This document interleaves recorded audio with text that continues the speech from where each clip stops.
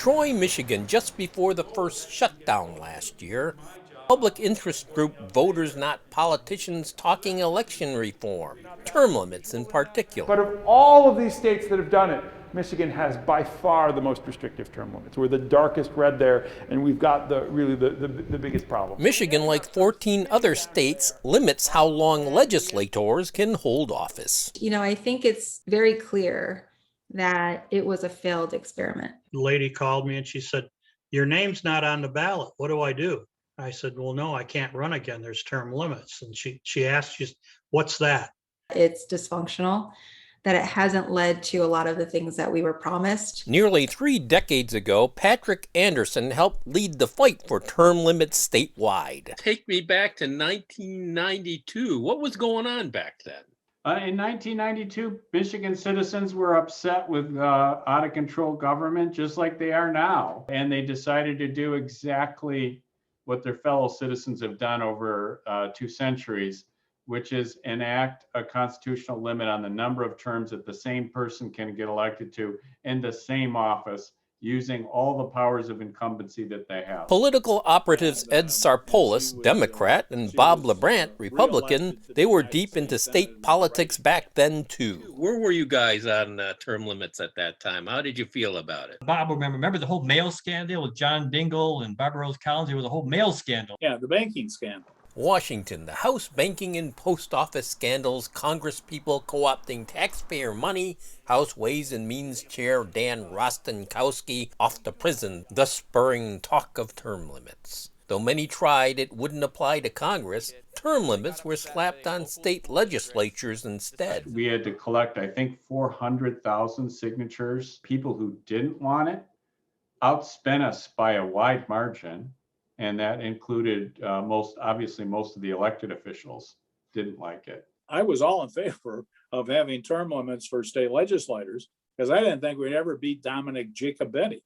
I thought he'd be around forever as the appropriations king in the State House of Representatives. Dominic Giacobetti had held his seat since 1955, 37 years by then, an Upper Peninsula Democrat. Imagine that. Giacobetti ruled the roost for a number of years. He knew everything. He cut all the deals. And he was looking at a sense of, well, if you want something done, you get a hold of Giacobetti. He could actually call what's going to happen. Term limits couldn't catch Giacobetti. In 1994, at the start of his 21st term, he died in office. Term limits didn't officially start till 1998. House members held to 3 two-year terms, senators serving only 2 four-year stints, a total of 14 years. What term limits really does is break up the power from just a few people and puts it in the hands of more people. And that's what we want with our government. You don't want government where the power is concentrated in the hands of a few people because it's easier to be abused. So nearly a quarter century later, where are we now? Upon reflection, I felt that much like Ed, 3 two-year terms in the State House of Representatives in particular was much too short. Term limits didn't necessarily solve the problems they were intended to, and they created a new problem because the legislators who had less experience were less likely to be responsive to their voters, and they were less likely to have the kind of experience that would allow them to stand up to governors and lobbyists. A study by Wayne State University researchers made the case that lobbyists have gained more influence because of term limits. Others beg to differ. State Rep Steve Johnson is from West Michigan. When I was elected back in 2016, reforming our no-fault system was such a huge issue to people that I talked to when I was knocking doors in my campaign. But when you had a lot of people that were new, they're saying, well, I don't really care what the interest groups in Lansing say. I don't care if this hasn't been done in the past. I think we can do it now. And that's what term limits allows those fresh ideas that haven't been pushed down by the interest groups, but instead they're really fighting for their community. And it is so. Auto insurance reform signed by the governor in 2019. Some of the premier pieces that I worked on was all the legislation for autonomous vehicles. Former state senator Mike Cole wanted to help local companies lead the way in self-driving cars. He got it done in 2016, but he thinks that term limits forcing out legislators had become, problematic. This is not simple stuff. I mean, how do term limits affect that kind of legislation, do you think?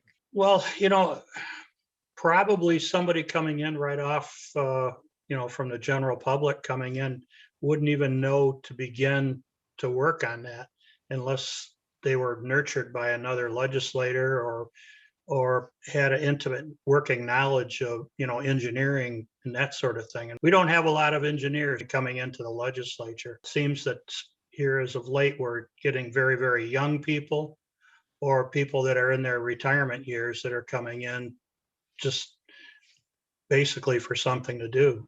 Autonomous technology changes constantly. Term limited out, Cole's not in Lansing to keep on top of it. There was like 102 places in the Michigan Vehicle Code that needed to be amended, which haven't been done yet.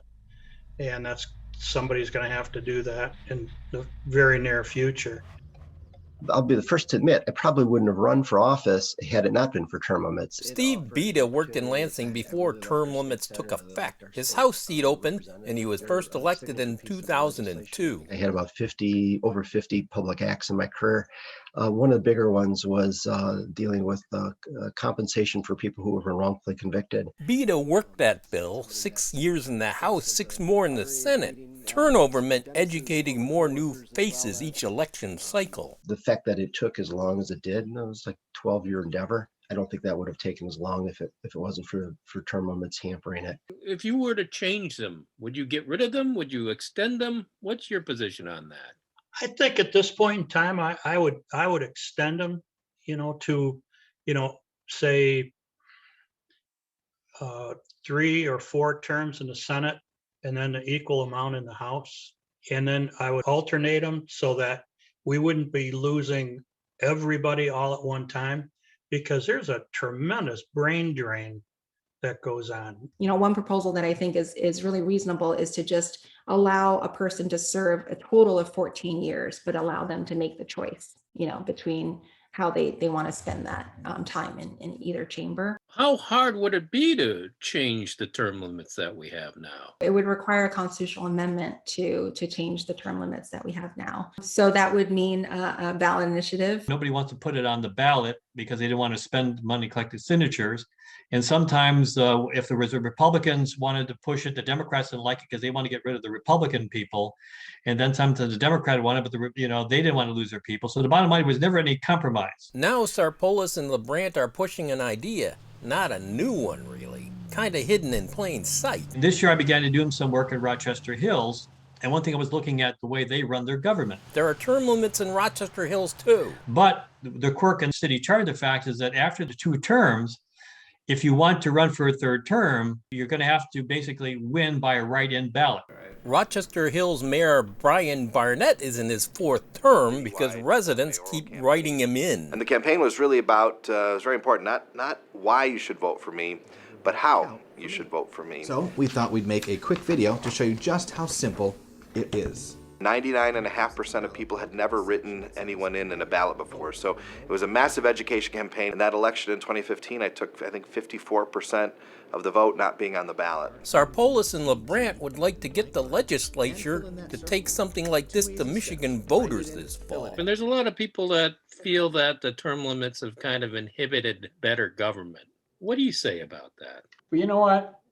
I think the people that think term limits has inhibited better government should go forward and make that argument like we did in 1992. Patrick Anderson has been a real critic of attempts to overturn term limits, but when he heard about our particular proposal, he didn't dismiss it out of hand. He thought it was kind of an interesting concept. When I heard Ed Sarpolis and Bob LeBrant were getting together, I thought they're 2 of the most experienced, knowledgeable political people that I know. Once they get their idea fleshed out and they want to propose it, I'll probably talk with them about it, because those are 2 interesting guys and I like to hear what they have to say. Well, what about just altering what we have, make them a little bit longer? That's the camel wants to get his nose under the tent so they can get all the way in. The same people who are always talking about just changing them a little bit, they want to change them a lot. When you leave the Lansing bubble and you go back to your district, what I find overwhelming is that the general public supports term limits,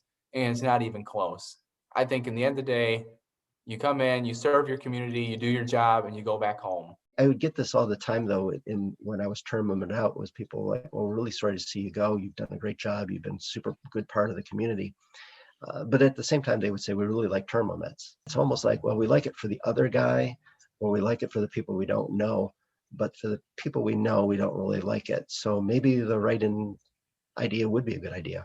Here in Rochester Hills, the voters have thankfully chosen me despite the extra hurdles. I think that's a fine model for certainly the state of Michigan. You can find more at onedetroitpbs.org or subscribe to our social media channels and sign up for our One Detroit newsletter.